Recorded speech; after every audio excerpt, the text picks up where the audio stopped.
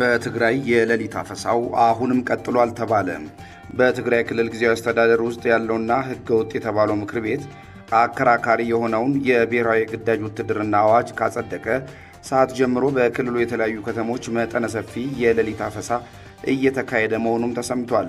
ከየአካባቢው የሚወጡ መረጃዎች እንደሚያመለክቱት በተለይም ወጣቶችን ኢላማ ያደረገው ይህ የአፈሳ ዘመቻ ትናንት ሌሊት ጨምሮ በከፍተኛ ሁኔታ ወጣቶች ሲያግዙ ማደራቸው ተሰምቷል።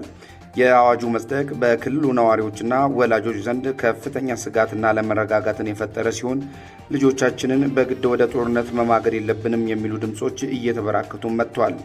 የክልሉ የጸጥታ አካላት ግን አዋጁን ለማስፈጸም በሚል ወጣቶችን ከመኖሪያ ቤታቸው ከመንገድ ላይ እያፈሱ ወደ ማሰልጠኛ ማዕከላት እየወሰዱ መሆኑም ተገልጿል። ይህ በክልሉ የተጀመረው አዲስ የፖለቲካና የጸጥታ ውጥረት በፌዴራል መንግስቱ እንዲሁም በክልሉ ውስጥ ባሉ የተለያዩ የፖለቲካ ቡድኖች መካከል ያለውን መቃቃር ይበልጥ ሊያባብሰው ይችላል የሚሉ ስጋቶችም በስፋት እየተሰሙ ይገኛሉ።